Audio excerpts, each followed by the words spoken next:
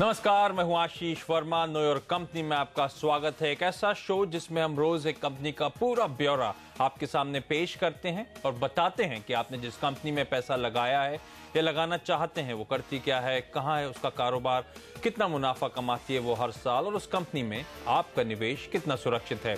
और आज new York company में हमारे रडार पे एक्चुअली दो कंपनीज होने वाली हैं। एक बार फिर से हेवल्स इंडिया, इस कंपनी के joint managing director mister Anil Gupta होंगे हमारे साथ, जो चौथी तिमाही के रिजल्ट्स इस कंपनी ने घोषित कर रहे हैं, खास तौर पे उस पर फोकस करना चाहेंगे। इसके साथ साथ सीईएससी के वाइस चेयरमैन संजीव गोयन का भी जोड़ेंगे कार्यक्रम में हमारे साथ आगे। इस कंपनी ने भी कल अपने चौथी तिमाही के रिजल्ट्स घोषित करे और इस पे भी हम फोकस करेंगे।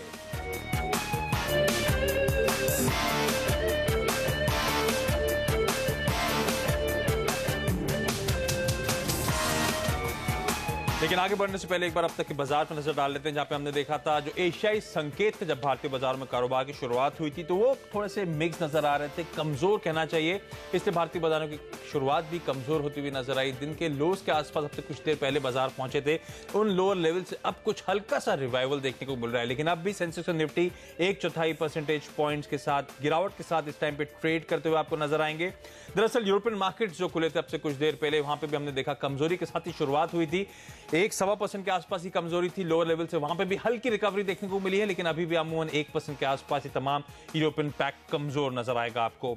इनफैक्ट मिड कैप्स और स्मॉल कैप्स भी आज नेगेटिव ट्रेड कर रहे हैं। मिड कैप्स में 0.5% के आसपास की कमजोरी है, इसलिए मार्केट ब्रेथ आपको आज नेगेटिव देखने को मिलेगी। मेरे ख्याल से 1:1.7 का रेशियो है, यानी कि आसान शब्दों में हर 3 बढ़ने वालों के सामने इस टाइम पे 5 स्टॉक ऐसे हैं बाजार में जो कमजोरी के साथ ट्रेड कर रहे हैं। कौन सी पॉकेट्स हैं जहां पे ज्यादा दबाव देखने को मिल रहा है? Real estate high beta zone की स्पेस है, infrastructure likewise high beta zone की स्पेस है। इन दोनों ही स्पेसेस में खासा दबाव देखने को मिल रहा है। बैंक्स एक बार फिर से कमजोर हो चले हैं। मेटल्स और कैपिटल गुड्स अन्य सेगमेंट्स हैं जहां पे हमने देखा है कुछ कमजोरी बाजार में आज देखने को मिल रही है। इसके अलावा फार्मास्यूटिकल स्पेस में हमने देखा है आज फिर से हल्का बहुत दबाव देखने को मिला था, लेकिन अब कुछ गेंस वहां पे आपको देखने को मिलेंगे पिछले कई ट्रेडिंग सेशंस के बाद, और लीड कर रहे हैं क्योंकि रिजल्ट्स आए कुछ दिग्गज कंपनीज के और उसके चलते हेल्थ केयर स्पेस में हमने देखा है खरीदारी आती हुई लौटती हुई नजर आएगी।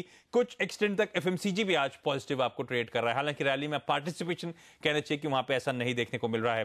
लेकिन अगर स्टॉक स्पेसिफिक एक्शन में नजर डालेंगे आप तो जयप्रकाश एसोसिएट्स, क्योंकि इंफ्रा आज तगड़ी गिरावट दिखा रहा है, ग्रासिम इनमें 2 से 4% के आसपास की कमजोरी है। Tata steel, Jindal steel and power, ये तमाम कंपनीज हैं जिनमें अच्छी खासी कमजोरी के साथ आज ट्रेड्स देखने को मिल रहे हैं। लेकिन क्योंकि मैंने हाईलाइट करा था फार्मास्यूटिकल स्पेस लीड कर रहा है स्पैक को, और इनफैक्ट निफ्टी को इस टाइम पे सन फार्मा, जहां पे एक डेफिनेट री रेटिंग होती हुई आपको नजर आएगी। 8% के आसपास अपने लाइफ हाइज को आज ये ब्रीच कर चुका है, 1075 के लेवल्स पे ट्रेड कर रहा है। तगड़े गेंस के साथ इस काउंटर में मूव्स देख रहे हैं। इसका साथ दे रहा है एक और ल्यूपिन, जहां पे हमने देखा है 1.25 से 1.5% के आसपास की तेजी। डॉक्टर रेड्डी लेबोरेटरीज 1% तेज है। रब ऑफ इफेक्ट है सन फार्मा के जो स्ट्रॉन्ग नंबर्स आए उसका।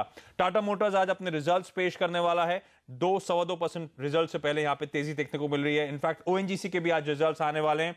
सिप्ला भी आज अपने रिजल्ट्स घोषित करेगा। तो ये कुछ इंपॉर्टेंट कंपनीज इसके रिजल्ट्स अवेटेड हैं। इसके साथ साथ BPCL, oil marketing company space से, बीपीसीएल निफ्टी 50 का हिस्सा है, ये भी अपने रिजल्ट्स पेश करेगा। एचपीसीएल हमने देखा था एक स्ट्रॉन्ग सेट ऑफ नंबर्स, और बाजार मान के चल रहा है कि बीपीसीएल जब अपने नंबर्स पेश करेगा तो शायद ऑपरेशनली एचपीसीएल से कुछ बेहतर परफॉर्मेंस आपको यहां पे देखने को मिलेगा।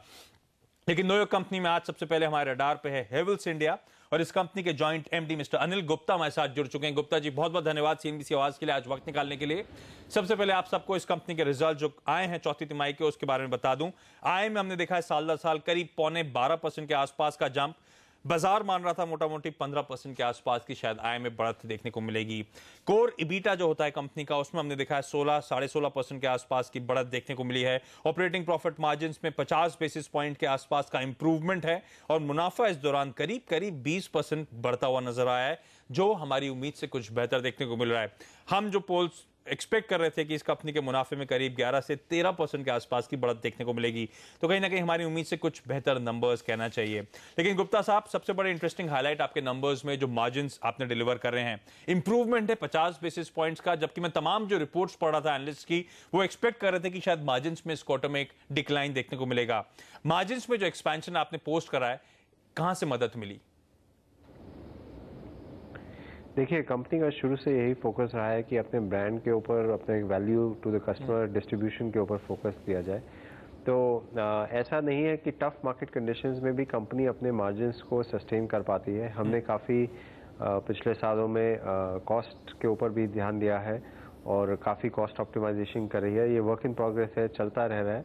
तो ये सारी चीज़ें हैं जो कि एक सुदृढ़ मार्जिन की तरफ हमको अग्रह करती है। एक और रीज़न ये भी है कि हम प्रोडक्ट मिक्स को भी फर्दर कंज्यूमर ओरिएंटेड बना रहे हैं। तो हमारा इंडस्ट्रियल पार्ट जो है जिसमें मार्जिन्स कम है वो अब पोर्शन कम होता जा रहा है। तो सारी चीज़ों को मिला जुला इफेक्ट है ये। प्रोडक्ट मिक्स को आपने हाईलाइट करा, उसका बहुत बड़ा रीजन था इस बार मार्जिन एक्सपेंशंस में, लेकिन उसके साथ साथ मेरे ख्याल से अगर आप मैं रिजल्ट्स को एनालाइज करूं तो एड स्पेंड्स में भी एक डिक्लाइन देखने को मिला है। उससे भी कुछ हद तक मार्जिन को सहारा मिलता हुआ नजर आया है। मैं जानना चाहता हूं खासतौर पर एड स्पेंड्स में डिक्लाइन वन ऑफ था और आगे चलते हुए एड स्पेंड्स को लेकर क्या आउटलुक नजर आता है सर? देखिए, क्वार्टर टू क्वार्टर का भी डिफरेंस हो सकता है और डिपेंड करता है कि हमारा एड स्पेंड जो है किस क्वार्टर में जाता है, किस प्रोडक्ट कैटेगरी के ऊपर जाता है, उसकी सेल कितनी चल रही है। अदरवाइज अगर पूरे साल में देखा जाए तो हमारा एड स्पेंड परसेंटेज सिमिलर रहा है जो लास्ट ईयर भी था। ओके, स्पेसिफिकली क्योंकि आप सेगमेंट को एनालाइज करने की कोशिश करें तो स्विच गियर्स और लाइटिंग और फिक्सचर्स जो आपके दो सेगमेंट्स हैं उसमें अब भी अच्छा मोमेंटम देखने को मिल रहा है, लेकिन दिक्कत की बात है केबल सेगमेंट। और इंटरेस्टिंग है कि आपके रेवेन्यूज का कुल मिलाकर मेरे ख्याल से 40% के आसपास उस स्पेसिफिक डिवीजन, उस स्पेसिफिक सेगमेंट से आता है और यहां पे एक डैम्पनर देखने को मिला था। मैं आपसे जानना चाहता हूं जो दबाव इस सेगमेंट में केबल सेगमेंट में देखने को मिल रहा है, क्या सिर्फ स्लो डाउन है जो इंपैक्ट करता हुआ नजर आ रहा है, और फिर इस स्पेसिफिक स्पेस का आउटलुक कैसा देखने को मिल रहा है? FY14 में किस तरह की एक्सपेक्टेशंस है? अगर हम लोग केबल्स को भी एनालाइज करें तो उसमें दो पार्ट्स हैं, एक डोमेस्टिक बिजनेस है और एक इंडस्ट्रियल बिजनेस है।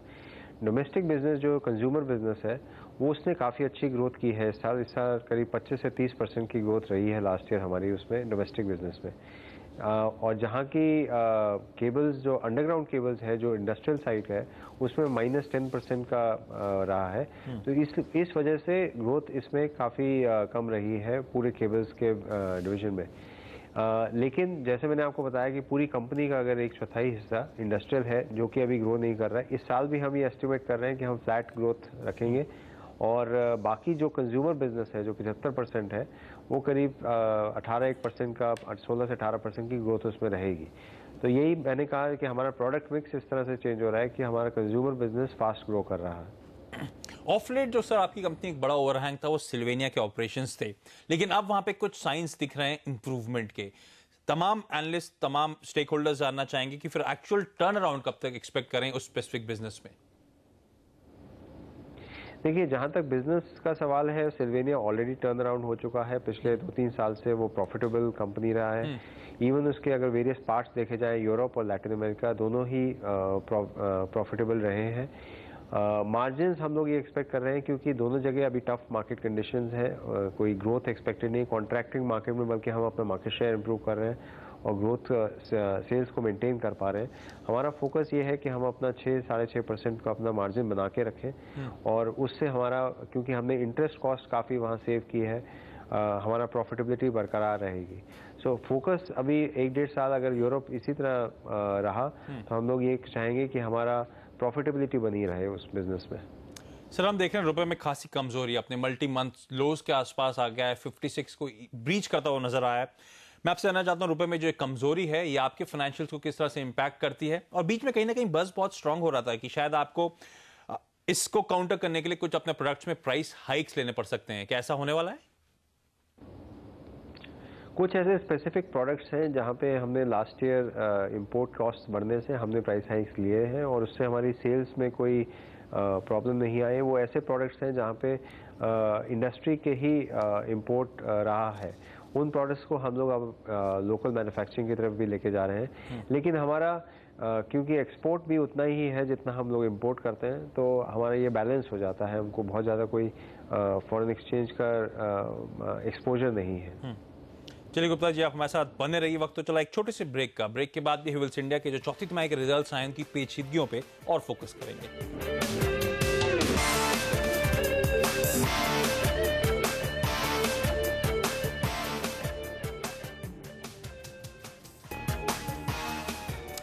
ब्रेक के बाद आपका स्वागत है और आज हमारे रडार पे सबसे पहले बनी हुई है हेवल्स इंडिया और इस कंपनी के joint MD mister Anil Gupta हमारे साथ जुड़े हुए हैं।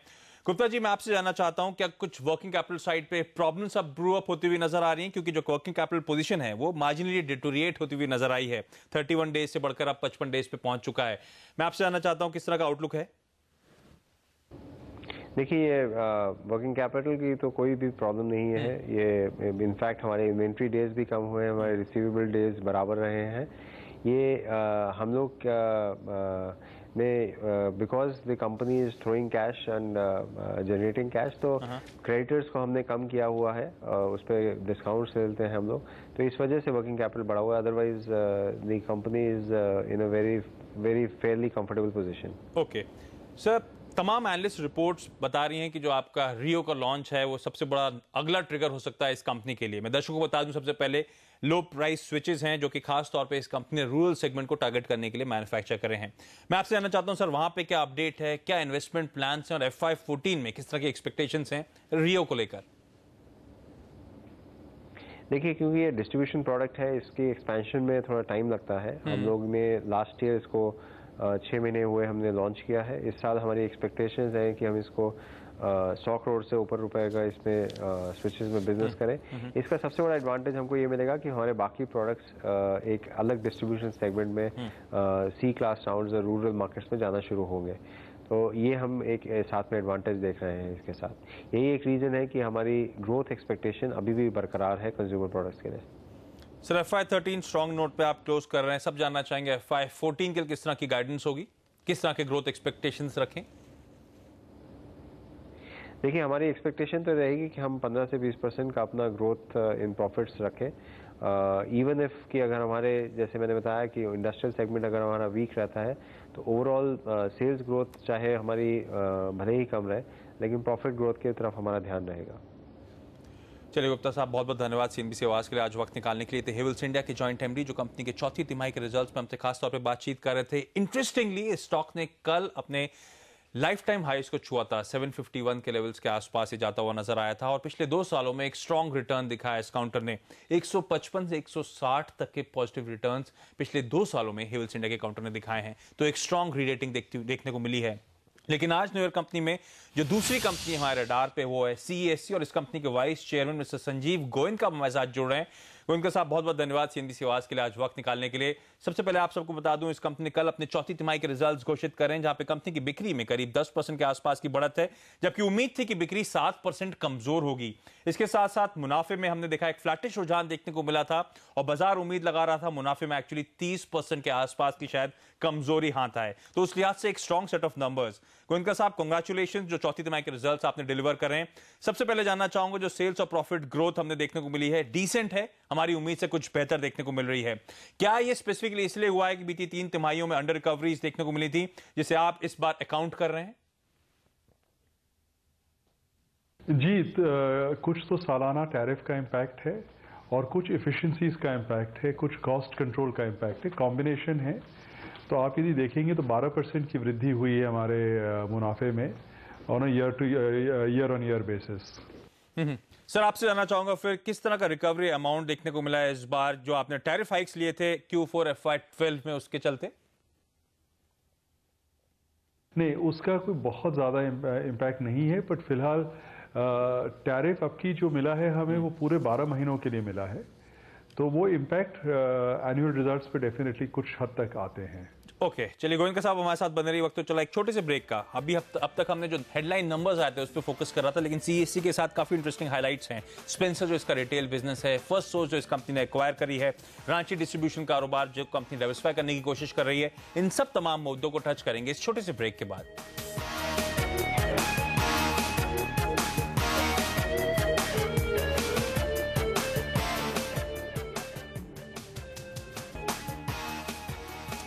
ब्रेक के बाद आपका एक बार फिर से स्वागत है और आज हमारे रडार पे अब दूसरी कंपनी जो है वो है CESC। इस कंपनी ने कल अपने चौथी तिमाही के रिजल्ट्स घोषित करे जो बाजार उम्मीद से कुछ बेहतर देखने को मिले थे और इन रिजल्ट्स पर बात करने के लिए इस कंपनी के vice chairman mister Sanjeev Goyan का हमारे साथ जुड़े हुए हैं।